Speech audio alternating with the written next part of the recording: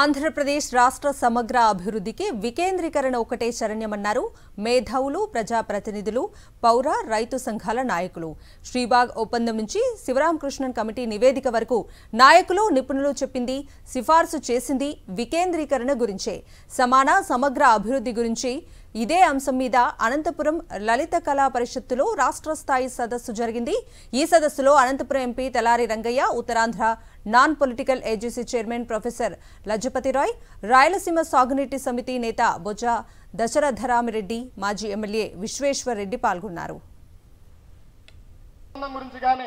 శ్రీబాగ్ ఉడంబడిక గురించి కానీ మొన్నటి 10 సంవత్సరాల క్రితమే శ్రీకృష్ణ కమిషన్ వచ్చింది. శ్రీకృష్ణ కమిషన్కి సంబంధించిన నివేదిక కానీ, ఇప్పుడు అధికార వికేంద్రీకరణకు సంబంధించిన విషయాలు కానీ, ఇవన్నీ కూడా మీరు సెల్ ఫోన్లలో వేరు ఏమేమి చూస్తున్నారో వాటిని కూడా కొన్నాళ్ళు పక్కన పెట్టి ప్రాంతానికి సంబంధించిన ఈ విషయాలు కూడా మీరు తెలుసుకోవాలా, చూసుకోవాలా, మీరు అర్థం చేసుకోవాలా. అర్థం చేసుకోవడం ద్వారా ఏమేమవుతుందంటే మీరు బాగుపడడానికి, మీ ప్రాంతం బాగుపడడానికి వీలుంటుందని మీకు తెలియజేస్తున్నా.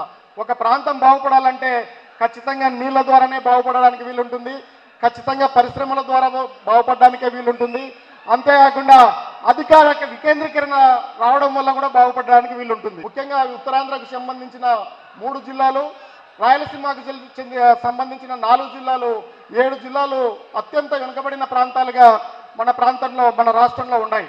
అందుకనే మన ప్రభుత్వం వచ్చిన తర్వాత జగనన్న నాయకత్వంలో ఉత్తరాంధ్రలో రాజధాని ఉండాలని, శాసనసభకు సంబంధించినవి మధ్య ప్రాంతంలో ఉండాలని, న్యాయ రాజధాని కర్నూలు ప్రాంతంలో ఉండాలని, కర్నూలులో ఉండాలని కూడా నిర్ణయించడం జరిగింది. ఎవరైనా కానీ కూడా సమానమైన అభివృద్ధి, అలాగే సమగ్రమైన అభివృద్ధి తీసుకురావాలంటే దాన్ని ఎవరు అడ్డుకుంటున్నారు అనేది విషయాన్ని కూడా మీరందరూ గుర్తుపెట్టుకోవాలా.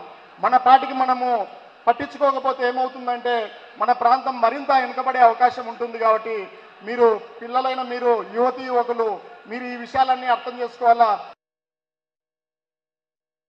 కేంద్ర ప్రభుత్వం ఏర్పాటు చేసినటువంటి శివరామకృష్ణ కమిటీ ఇచ్చినటువంటి రిపోర్టు అది రాజ్యాంగబద్ధం కాదా అని క్వశ్చన్ చేస్తున్నాను.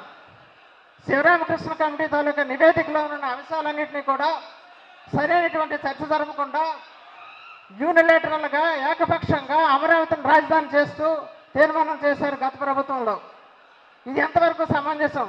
ఇప్పుడు ముఖ్యమంత్రి గారు 3 రాజధానులు ఏర్పాటు చేసి వికేంద్రీకరణ సిద్ధాంతం ద్వారా ఒక పక్క ఉత్తరాంధ్రాన్ని అభివృద్ధి చెందించాలని, అదేవిధంగా వెనుకబడిపోయినటువంటి రాయలసీమ ప్రాంతాన్ని అభివృద్ధి చెందించాలని ఒక వినూత్నమైనటువంటి భావనతో ముఖ్యమంత్రి గారు మరి ముందుకొస్తే దానికి అన్ని ఇతర రాజకీయ పక్షాలు అన్నీ కూడాను కేవలం రాజకీయంగానే ఆలోచిస్తున్నాయి కానీ అభివృద్ధి పదమైనటువంటి ఆలోచన చేయటం లేదని ఈ సభ సందర్భంగా నేను గర్హిస్తున్నాను. ఒక ముఖ్యమంత్రి గారు గత 70 సంవత్సరాలుగా ఏ ముఖ్యమంత్రి చేయలేనటువంటి ఒక గొప్ప ఆలోచన చేసి వికేంద్రీకరణ సిద్ధాంతం ద్వారా రాష్ట్రంలో ఉన్నటువంటి అన్ని వెనుకబడిన ప్రాంతాలను కూడా అభివృద్ధి చెందించడానికి ఇదొక్కటే మార్గం అని ఆయన ఒక ఆలోచన చేస్తే, ఆ ఆలోచనని కించపరిచే విధంగా, ఆలోచన తక్కువ చేసే విధంగా అదేదో ఒక హాస్యాస్పదంగా మాట్లాడుతున్నటువంటి పరిస్థితి. అంతేకాకుండా మిగతా రాజకీయ పార్టీలు అన్నీ కూడాను మేము అర్థించాం. Non political joint action committee తరఫున అన్ని రాజకీయ పార్టీలకు కూడా వికేంద్రీకరణ సిద్ధాంతానికి ఒక కన్స్ట్రక్టివ్ అపోజిషన్ నాయకులుగా మీరందరూ కూడా సపోర్ట్ చేయమని మేము కోరినప్పటికీ కూడా ఎప్పటికీ కూడా 3 రాజధానులకు వ్యతిరేకంగానే మిగతా రాజకీయ పక్షాలన్నీ కూడా ఆలోచన చేస్తున్నాయి. విశాఖపట్నంలో పరిపాలనా కేంద్రం ఏర్పాటు చేయడానికి కేవలం 500 ఎకరాలు 5,000 కోట్లతో మరి విశాఖపట్నంలో రాజధాని నిర్మాణం చేయొచ్చని చెప్పాడు. మరి అదే గత ప్రభుత్వం ఏం చెప్పింది? 1,09,000 కోట్లు అమరావతిలో కావాలన్నది. విశాఖపట్నంలో కేవలం 500 ఎకరాల్లో 5,000 నుంచి 10,000 కోట్ల రూపాయలతో పెట్టుబడితో బ్రహ్మాండమైనటువంటి రాజధాని నగరాన్ని మనం ఏర్పాటు చేసుకోవచ్చు అని శివరామకృష్ణ కమిటీ ఇచ్చినటువంటి రిపోర్టు, అది కేంద్ర ప్రభుత్వం ఏర్పాటు చేసినటువంటి రిపోర్టు కమిటీ, అది మరి న్యాయబద్ధం కాదా? అది చట్టబద్ధం కాదా?